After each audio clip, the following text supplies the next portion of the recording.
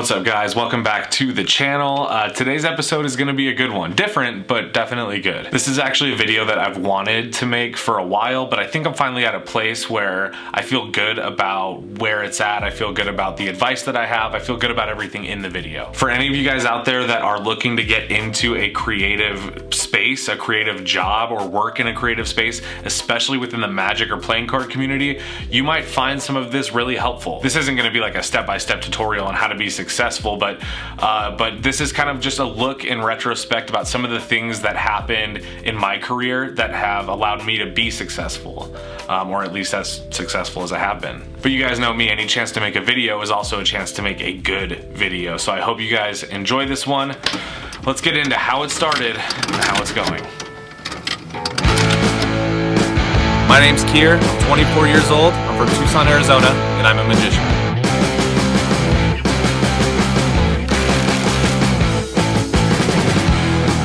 What's up, everybody? Kier Gomes here, and welcome back. Extremely excited.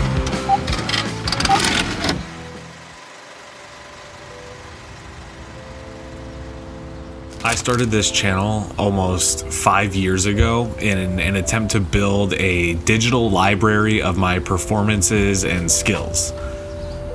Look at that. Now check this out.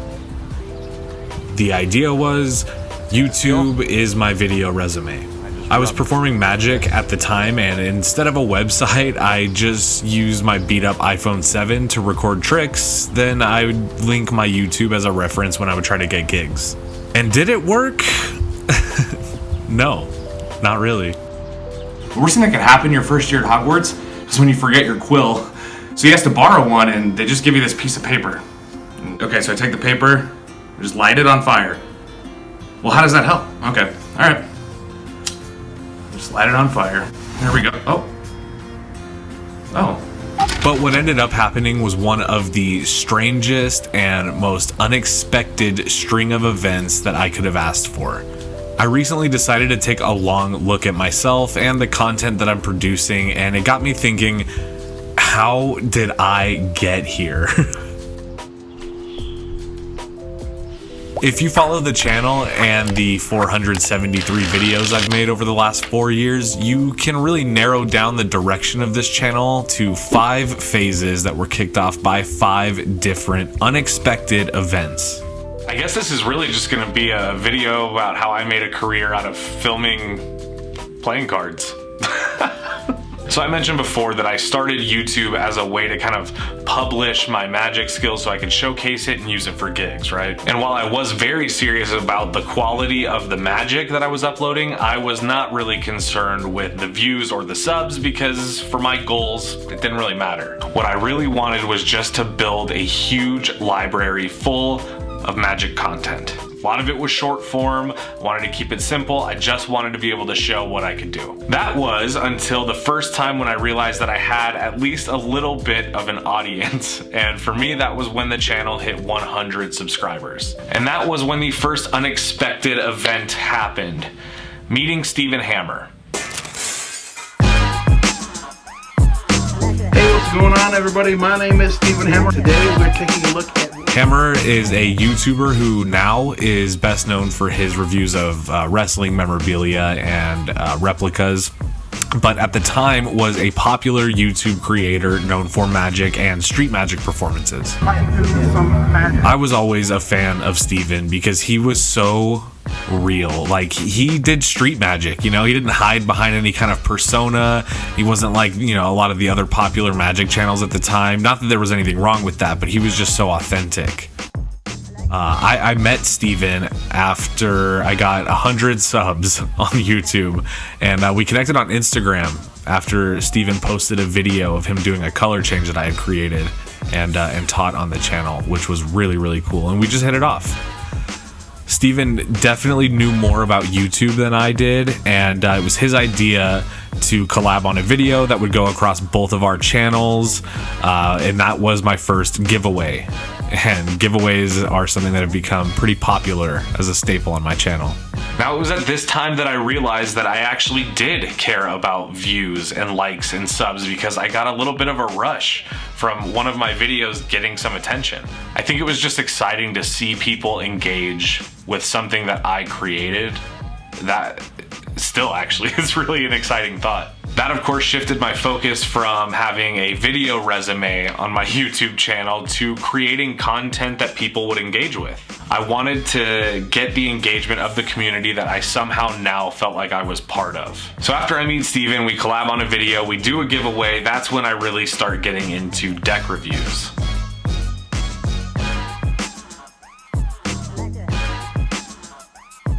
Man, things honestly started changing for me when I started reviewing playing cards. It's insane to say it out loud, but that's what happened. Like, I went from wanting to be just a local working magician, just had enough work to just perform magic, and that was it.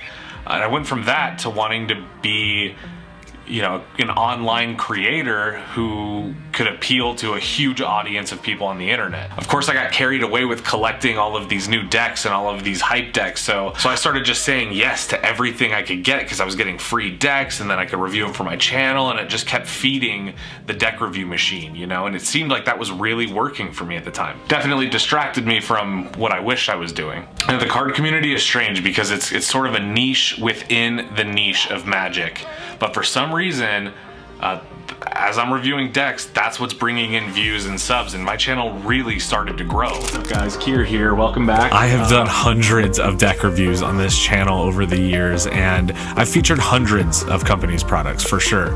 And it gave me a bigger audience for sure, and it exposed me to new people. The people that would eventually become my friends, you know. Through my shitty iPhone 7 videos, I was able to make friends with brands and people that I admired. I even got to do, you know, reviews and get paid in decks from a lot of these companies, you know, like OPC, Gemini, Riffle Shuffle. I did a lot of stuff with Docs, which was incredible, and Jet Setter, and Luke, you know, Luke Wadey, and Elemental, and just these great companies that I otherwise would not have met if I wasn't reviewing decks, which is nuts. Not to mention that I was also the guy who was sure to review all the hype decks, okay? So when the decks dropped, I was the person that was going to review them, or at least I tried to be. But I was plugged into the world of rare decks. It's like a society, you know? And so it was fairly easy for me to get my hands on the rare stuff. I was genuinely loving the direction that things were going. I was getting steady work, I was building connections, I had some paid stuff, but I was really starting to grow a respectable audience for what I was doing, and that felt so good. Now, of course, that's around the time that I start wanting to make more money. It was tricky because I wanted to be a working magician, so the quality of my videos never mattered that much to me. But then as my focus had shifted to wanting to be more of an online creator, quality of your videos is a lot more important. And all I had was my shitty iPhone 7, and the quality just wasn't that good. So I decided that I needed to get like a real camera. I didn't know anything about cameras really at the time, but I knew I needed something better than the phone I was using. What I did know is that cameras are expensive, and I wasn't making any money off of YouTube, you know, maybe enough to like pay my phone bill. If I had like a really good month, I could pay my phone bill. And that's when I took a job working for one of, at the time, my favorite playing card company, Pure Imagination Projects.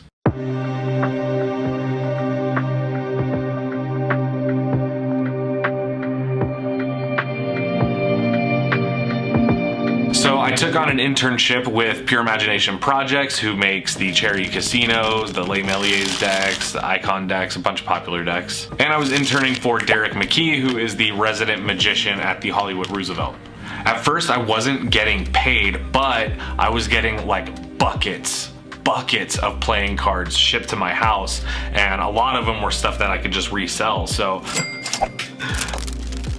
So I got enough money stashed to buy like a $500 Canon camera with a kit lens. It did not have autofocus, and I didn't like using the camera at first. I preferred the iPhone. At first it was actually really discouraging to try using a DSLR, until eventually I got the hang of it, and of course I was able to up kind of my video quality from then on, and it went from looking like this to this. Giant box. It's nice and heavy, and I do suspect because of the in retrospect, it honestly probably looked better on the iPhone because I had just a 50mm lens is what I had to work with, and it didn't have autofocus, so it was 50mm in, and I had to be like within distance to make it focus on my face before I would shoot. It was such a nightmare, but I eventually got the hang of it, and what it really did was give me the confidence to shoot the content for my very first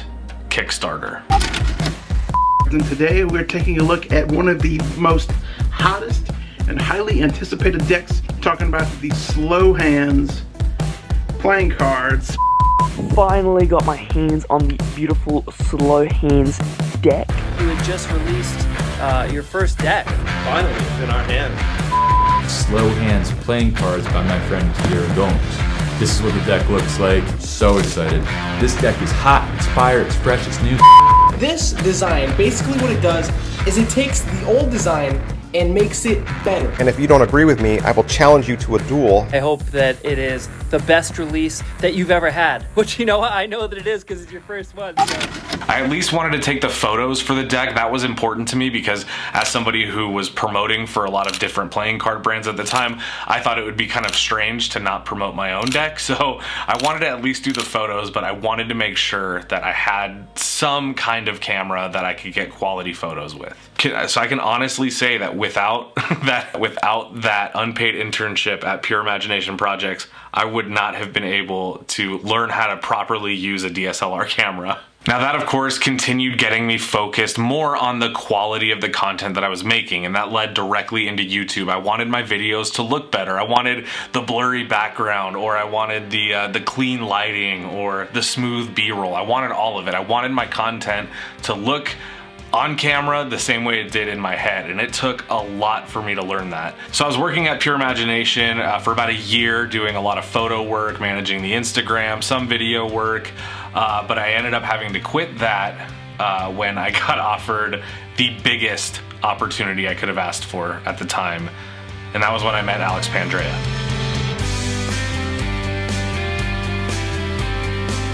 My friend Kier is standing by, ready to go, and give you all the details. So at that time I was doing a lot of stuff with the neon pink lights in the background of my videos. It kind of became a staple of my channel, and every photo, every video I did, the pink lights guaranteed to make an appearance. Alex was working on a new knock deck.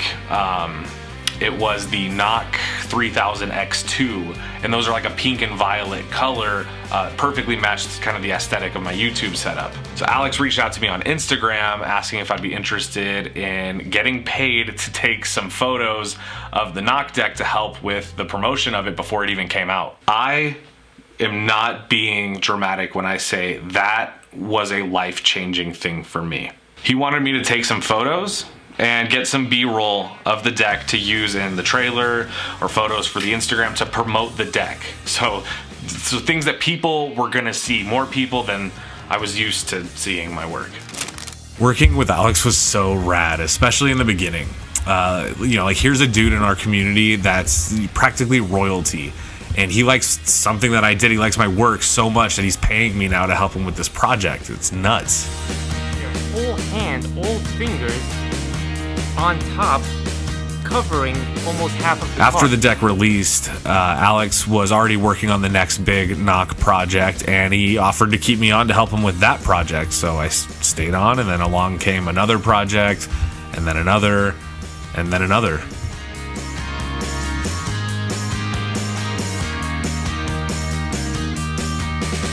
And now it has been 2 years I've been working with Alex, which is crazy, and I'm still working with him on stuff today. Alex is a friend of mine. He's somebody that has taught me a lot. He also helped me produce Slow Hands V2 with Nick, and that's something that I honestly, I don't know that I could have done without him. Shortly after Slow Hands V2, then I got to do Generation 1 on Kickstarter with Luke Wadey, which is another insane thing. It's actually the most successful thing that I've ever done. This is really when I got to the point where I felt like I had, you know, a real job in the industry, and it was so incredible. It felt like I was really doing stuff, you know? And Alex is the kind of guy that I think we look up to because he found a way to monetize the thing that we all love, which is custom playing cards. That's nuts. But he not only found a way to monetize it, he found a way to get rich off of it. And that's, you know, these people, Chris Ramsey, Alex, Mattis, these people are the exceptions, you know? But we all want a little piece of that. And it felt to me like I was kind of getting some inside scoop on how I could achieve that. And I love Alex, and I owe him to this day for that. And how it really changed my life was that a year ago, this month, I was able to quit my job and just be full-time into making videos and taking photos of playing cards for various different companies for various different levels of paid work. It was a real dream come true. Now, the final phase is not as exciting or happy as the previous one, but it is the 5th phase. Get your fucking hands up, get on out of your seat, all eyes on me, all eyes on me. Get your fucking hands up, get on out of your seat, all eyes on me, all eyes on me. So in the fall of last year, this is about 6 months after I became self-employed, I had a pretty serious medical issue. I'd spent a few days in the hospital after a very long week of being in and out of different ERs and urgent cares. And as a result, I had a lot of things on my mind other than work and certainly other than YouTube. Now, something that not everybody knows is that when you're self-employed, your health insurance is really limited to whatever it is that you can afford. And I'm not rich. So I was really struggling to find motivation to make YouTube videos. I was dealing with some medical stuff. My ability to work was kind of, you know, just dependent on the day, really. It was tough. It was really tough. Get your fucking hands up, get on out of your seat, all eyes on me, all eyes on me. So at this time I started doing, you know, more poetic and reflective videos that were less about products and more just about me. And I have no ideas for a video. I was going through a difficult time for sure, and I did try, you know, to hide it from my audience, from my subscribers while I was going through it, but I was also communicating it a lot through the videos that I was making at that time. You can go back and watch them and you can see it. I would make these videos that were less about, you know, a product. They might feature a product, maybe they do, maybe they don't, and they were more about the person, you know, being paid to talk about these products or something. It's very meta. Hands down, pray for me, hands down now, pray for me, get your fucking hands up, get on out of your seat, all eyes on me, all eyes on me.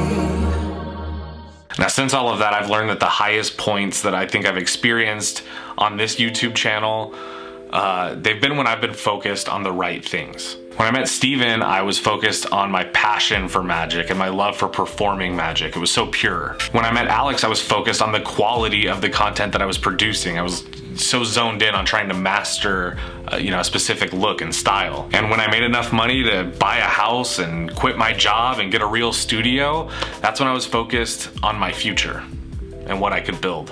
So in the last 4 or 5 years, I've had a lot of first times, I've had a lot of good luck, a lot of great sponsorship deals, a lot of free stuff, some good money, but I've also had struggles. I've also had times that I'm not sure. I've also had times when I've gone out on a limb and experimented with something creatively that, you know, didn't end up hitting on this channel. And I just want to say that if you're looking for a time to start something that you've been wanting to do, whether it's a YouTube channel or a podcast with your friends or whatever the case is, there's never going to be a right time to start it, and it's never going to go the way that you think it will. You're never going to get the same thing that somebody else got, because all of this stuff happens the way it happens, and it's different for everybody. It was different and drastically different than I thought it was going to be when I started this whole thing. Here I am, 29 years old. By this point, thought I would be AGT season 12 winner and have my own residency in Vegas, but my goals have changed. I'm not even sure that I would want that now if I could. But in the grand scheme of things, for those of you that are watching this video, you're the ones I'm making it for. So thank you so much for watching it. I hope you like, hope you subscribe, and I'll see you in the next video. Good luck. Okay, how we doing? We're not in too close, are we? too tight? No, I don't think it's too tight. It looks pretty good. Oh no, it looks in the monitor like it's kind of way in there. Oh yeah, that might be something with the monitor. I think no, it looks good. Hey, Yeah, okay, it's good. yeah, whatever you say. Dude, I told you how important this was to me, and I told you not to mess it up. I'm sorry, I'm a real fool. I'm so okay. I should just get it together. This video is super important, and I really want to make it.